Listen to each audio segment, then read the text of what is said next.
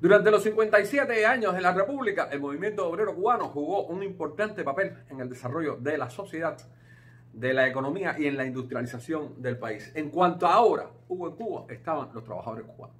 Esos trabajadores cubanos que en el año 1939 crearon la Confederación Nacional de Trabajadores de Cuba, CTC, pero que en el año 1959 se trastocó en la misma CTC, pero en este caso Central de Trabajadores de Cuba. Era la intención de un régimen comunista, de una dictadura del proletariado, como se llamaba en esa época, de controlar al movimiento obrero cubano. El gremio de los constructores, yesistas, albañiles y demás tenía una fuerza importante en el desarrollo de la sociedad cubana, sobre todo en las redes de lo que hoy se llama sociedad civil. Hace 63 años, pues, se creó el Sindicato Nacional de Trabajadores de la Construcción con el objetivo, claro, directo, de controlar al movimiento sindical de los trabajadores de Cuba. 63 años después, ¿qué tenemos? Pues bueno, eso lo veremos en este espacio. Hola, esto es Aliaga Pesán Report desde La Habana, Cuba, un compendio de la política, la sociedad y la cultura cubana. Hoy, lunes 2 de diciembre del año 2024, abordaré mal y rápido, en conjunto con Cuba Sindical, el tema del sindicato de la construcción y a dónde va el sindicato de los trabajadores de la construcción en Cuba. Pero como dice Petronio, el árbitro del buen gusto, la prisa no es elegancia.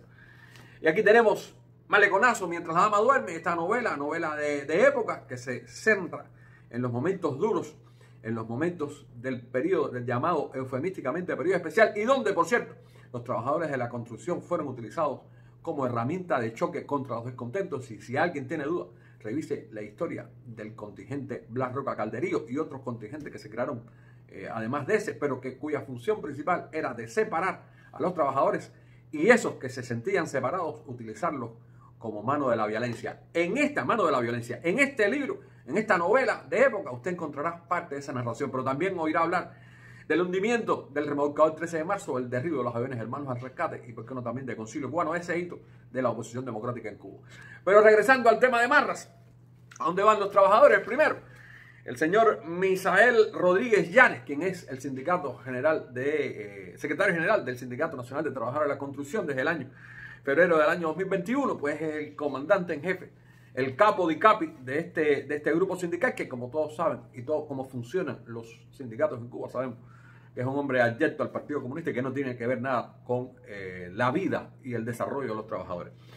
Él tiene una troika, de alguna manera, de poder, porque además nadie está libre en un sistema totalitario, y uno es el ministro, el ingeniero René Mesa Villafaña, ministro de la Construcción.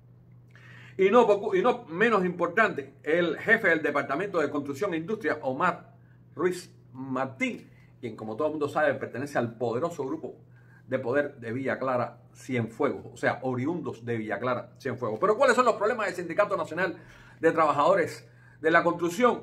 A un día, mañana, es el famoso día de la construcción, de los trabajadores de la construcción, 3 de diciembre, en honor al Armando Mestre. Pues bueno, hay un decrecimiento del número de afiliados de hasta 7.000 afiliados al sindicato. ¿A qué se debe? Bueno, ante todo a las malas condiciones que la vamos a exponer, pero también a la migración de los trabajadores cubanos que están buscando mejores horizontes fuera del país. Hay falta de liderazgo dentro de ese sindicato, hay un aumento de la accidentalidad laboral, todo está regida por la empresa estatal socialista, hay un aumento del delito de una manera creciente. Bueno, es en todo el país, pero en el sindicato de la construcción, materiales, pinturas, todas esas cosas que las personas se pueden robar de las grandes obras, pues lamentablemente eso es un pan nuestro de cada día que se puede ver. Existen bajos salarios para los trabajadores. Un ejemplo es que, por ejemplo, un trabajador de la construcción común gana como promedio $24, unos 8.000 pesos al mes, mientras que un albañil, que son algo así como que estarían un poquito más alto, ganarían hasta $45, unos 15.000 pesos.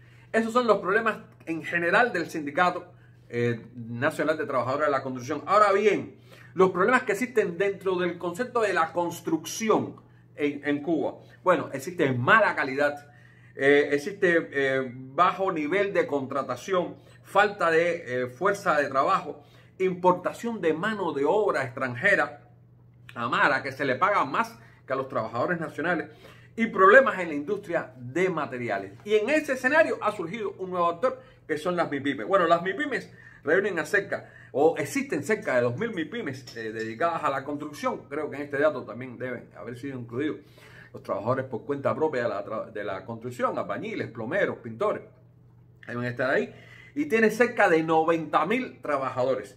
Sin embargo, la queja más importante que tiene el gobierno para el sindicato de los trabajadores de la construcción es de que solo afilian al 14% de esta masa de 90.000 trabajadores. ¿Cuál es el futuro del Sindicato Nacional de Trabajadores de la Construcción? Ojalá pudiéramos decir que fuera promisorio, pero le puedo decir algo. A finales de este 2024, nadie quiere que llegue el 2025 porque todos esperan que sea un año mucho peor del que estamos viviendo y que ya eso es mucho decir. Les recuerdo, esto es Aliaga Pesán Report desde La Habana, Cuba, en colaboración con Cuba Sindical, y será un placer volver a encontrarnos.